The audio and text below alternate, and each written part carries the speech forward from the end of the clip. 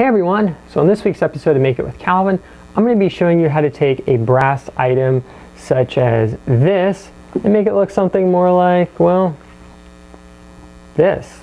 So let's dive in.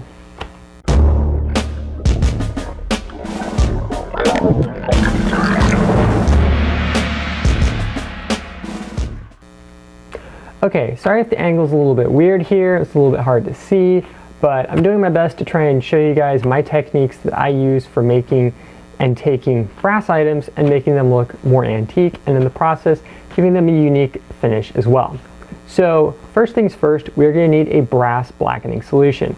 I am just using a 50-50 mix of commercial blackening compound and water, and then I just have a tank here full of just plain water to rinse off the solution when you're done, as you don't want to leave it on the parts for an extended period of time, or it'll actually start attacking its own finish, and that is not what you want. Another very critical thing when you go to blacken a part is make sure that you actually clean the surface really well. In the case of this coin, and I'll post up a photo as well, you can see where there were areas that it just did not attack it, and it kind of left behind this unique but not entirely wanted bubble effect, so keep that in mind. The process of actually blackening an item is very simple. Once you have it cleaned off, I like to just come along with a fine grit Scotch-Brite pad or some very fine sandpaper. This is Protopasta, and just lightly scuff the surface up. And by lightly, I mean very lightly. We're not trying to actually like put any texture in, really. I'm just trying to remove any surface junk that might still be on there, and also expose a tiny bit of fresh brass, as it tends to help it propagate faster. Then we can take and dunk it into our blackening solution, and don't be alarmed, especially if you've thinned it down. It takes it a couple minutes for the blackening to actually kick in. Do keep an eye on it though, as you don't want to leave it in there for too long. Once you have your item blackened, such as this guy, you have a couple of options when it comes to finishing it. One of them is you can use a commercial brass polishing compound, such as Brasso here, and put it on a rag and rub it on the surface. I'll do that on this guy to show you, as on this guy, which is the Jimmy Shaw Tidbits Make It with Calvin fidget spinner, the surface was actually rubbed with the Scotch-Brite pad, so it gave it more of a grainy surface. I'm going to overlay photos as well, as I know it's probably pretty hard to see this on camera, so don't worry. So now what we can do is we can take ourselves a t-shirt rag. I know this one looks nasty, it's my polishing one, so sorry about that in advance.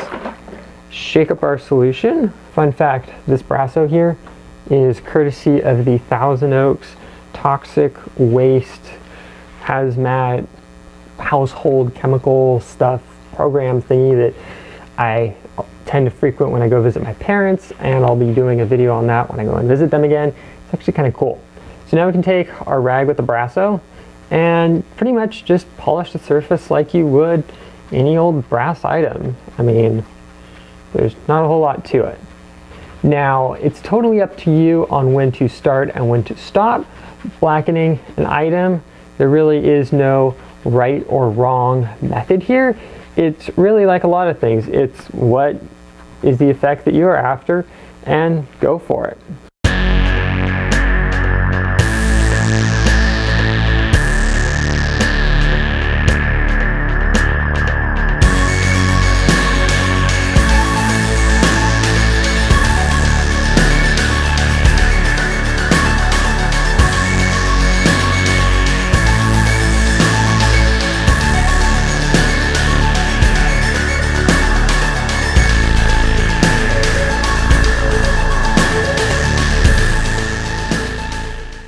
Yeah, that looks pretty cool. So I just polished the center of this to make it very easy to show up on camera, but you can definitely see that you can have both a recessed text that is very dark, but you can also have the outside look shiny, and quite honestly, it actually looks kind of cool. It's a bit like somebody started to polish something and they got lazy and forgot, but who cares? So I hope you guys enjoyed figuring out ways that you can blacken brass items.